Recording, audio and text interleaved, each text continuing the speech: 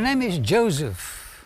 I'm standing here in Egypt looking at the hydraulic project that I developed called Bar Yusuf. Let me tell you my background. At present, I'm second in charge of Egypt.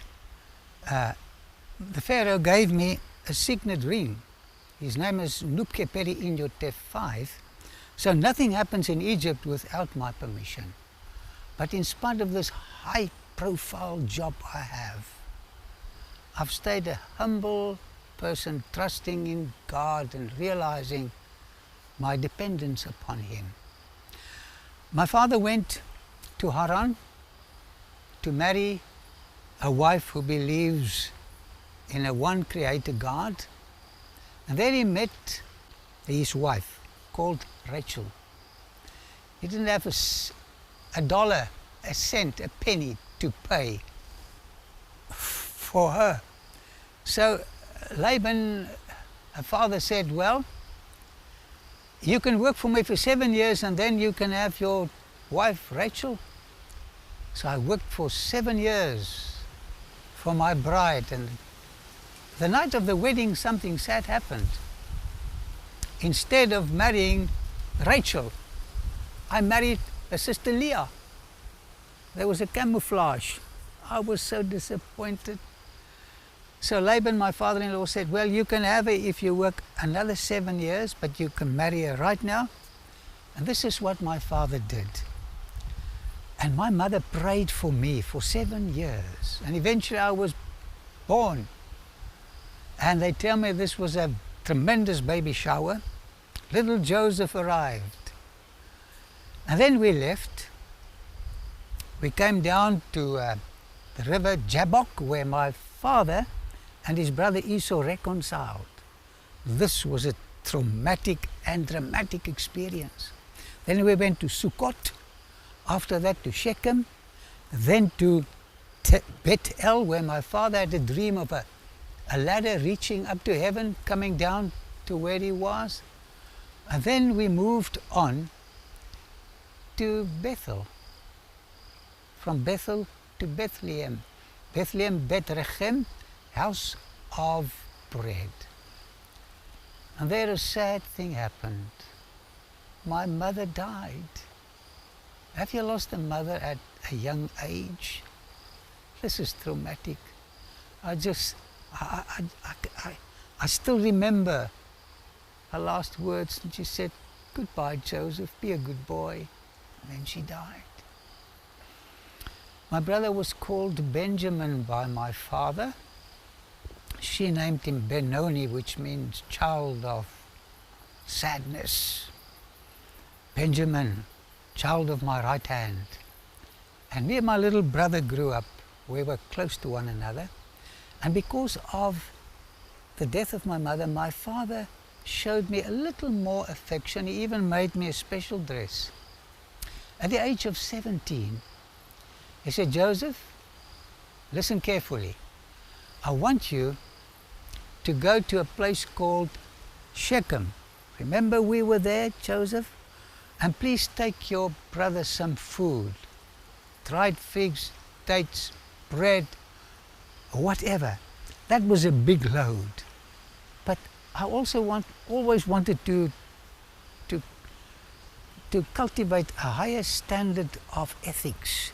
So I carried that big load of food. So when I came to Shechem, they were not there. I had a choice. Go back to my father and say I didn't find them. But instead I looked for somebody who could guide me concerning their whereabouts. And eventually a man said, you know what? I heard them saying we are moving up to Dothan. So I walked another 27 k's, almost 100 k's to find my brothers. But as I approached, I had a strange feeling. Their body language was not very pleasant. And then I discovered that they wanted to kill me. They were so jealous. They couldn't take me.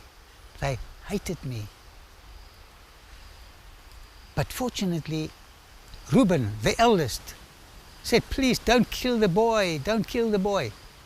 Rather dump him into this well, this cistern. And then he left. So they've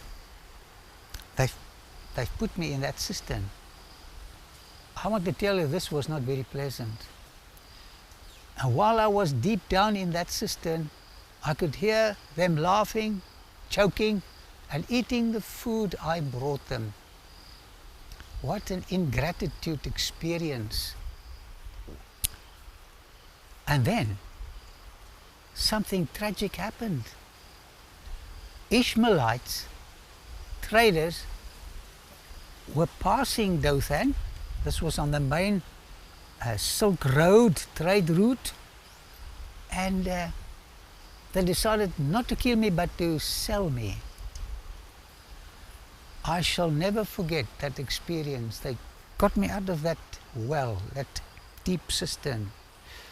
It was painful. And then taking me to the traders, and I said, please, please, please don't do it. Don't do it. I pled with each of my brothers. They scorned me. They smacked me. And eventually, I was behind a camel, with my hands behind my back, to be sold as a slave. When Reuben came back, he didn't find me in the cistern. I was gone. He was so upset because he wanted to secretly take me out and take me to my father. You know, when I passed the hills of Hebron, my thoughts went to my father, because they've got to tell him that I'm gone, I'm lost, I've died, or whatever. And I imagine the pain that old father of mine would experience. My son Joseph, he's dead. I imagined it, and this is exactly what happened. Afterwards I learned that they put my cloak, that beautiful robe, in blood and took it to him. And for 22 years, my father was in a deep depression with chronic grief and hurt. And I had to make a decision between two bees, bitter or better. And you know, this is a very important decision to make, because trauma repeats itself. And you have to make a decision every time somebody hurts you, cheats you, misbehaved against you. I decided, by God's grace, to be the best slave Egypt has ever had, and to keep on trusting God and exercise a high ethics of work. I received peace of mind. And in one day, my whole outlook on life changed. No more father to pet me, reprimand me, look after me. And then eventually we came to Afaris. This was the capital of the Hyksos, where the Pharaoh ruled, Lupkeperi, in your Tep 5.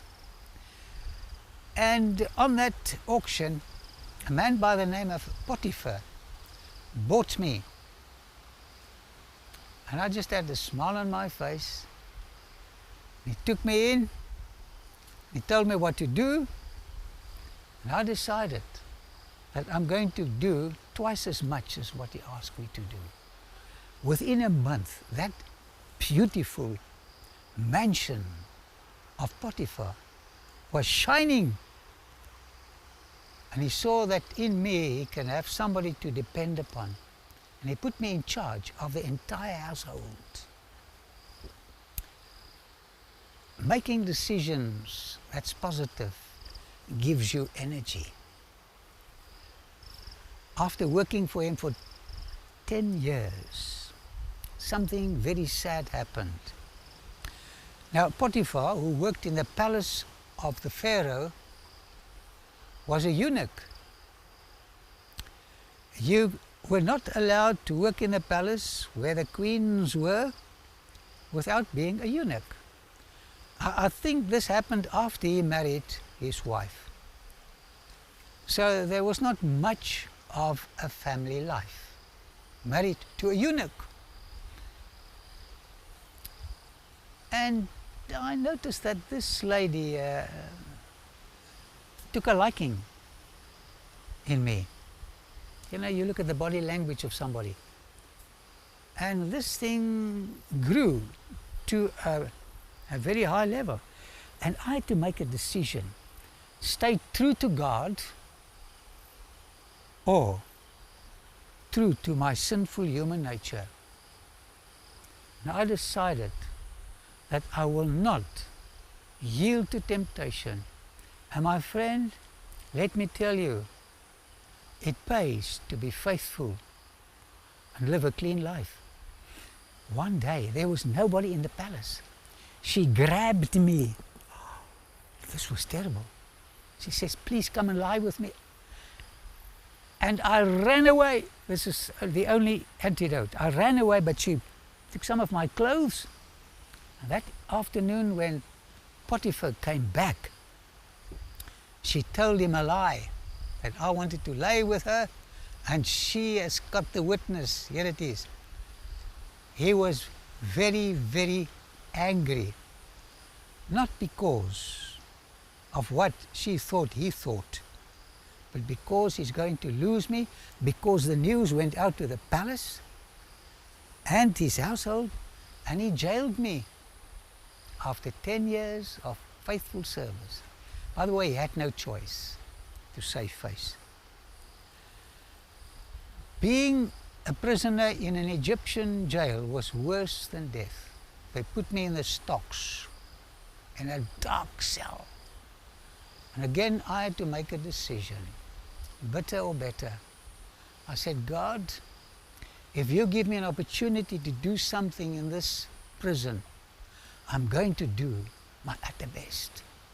There will not be another jailbird in Egypt like this one, by your grace.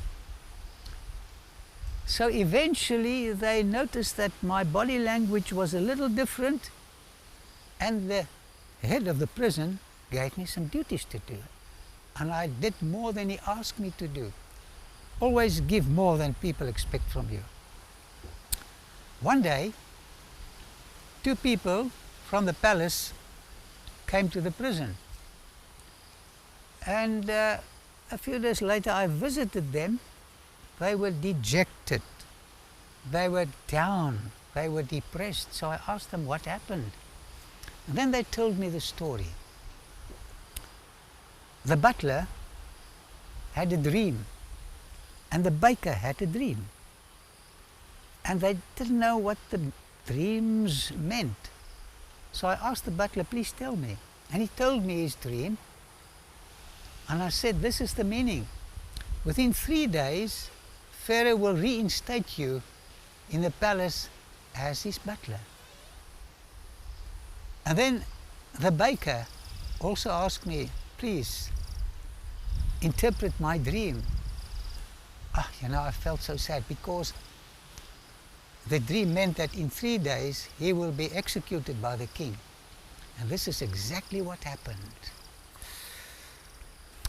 Before the butler left, I said, please, my friend, I'm here in this prison, not because of any crime, but because of injustice. Whenever you have a chance to speak to Pharaoh, tell him about my situation and how I interpreted your dream. But you know, we promised, yes. Have you had this? They promise you something, and that's the last word you hear. But then something stupendous happened. Pharaoh had a dream, actually 2 dreams with the same meaning. He dreamt that he stood next to the Nile, and 7 beautiful cows appeared, fat and beautiful. And while he looked at the scene, he saw 7 miserable cows appear. And then they ate the 7 cows, good-looking cows, and instead of becoming fat, they looked as miserable as before. The king had another dream. Wheat, beautiful wheat, also at the Nile, appeared, 7, and then 7 miserable looking kernels appeared, and the miserable kernels ate the good looking kernels, but they stayed the same. And then the butler remembered and he said, Pharaoh, because nobody could interpret these dreams, Pharaoh, when I was in jail, there was a man called Joseph. He told them the story of how he interpreted these dreams. And then the Pharaoh said, please bring him here. So they shaved me for the first time. I had a long beard. Shaved me, put a decent dress on me. And then I came to Pharaoh in the palace. What a difference between the prison and the palace. And he told me what he dreamt. And he said, I believe you can interpret dreams. I said, no. The God I serve, he interprets them. And I'll just tell you what the dream means. And I said to him exactly what it means. That Egypt will have super crops for 7 years. And then after 7 years, there will be a drought, such as Egypt has never had. And you know, he was looking for somebody to fulfill this position. But somehow, he chose me, and he appointed me as his deputy with his signet ring, and nobody could do anything in Egypt except consulting me. The next episode is going to be fascinating. My brothers, after 22 years, coming to buy grain, because the entire ancient world came here to me to buy grain. But in closing, I just want to remind you, if your brothers have sold you for cheap, maybe it happened. If you were jailed for something you are not guilty of, please stay positive. You will be rewarded. If I hadn't been in jail, I would never have received this tremendous position, the highest in Egypt. 2 B's, better or better. At the next presentation, I want to see you again, because I'm going to continue the life story of Joseph. It is an amazing story, meeting his brothers and their reaction. God bless. Thank you for watching this presentation. To subscribe to our channel, click here, then click the bell to get notifications. For the next presentation, click here. See you next time.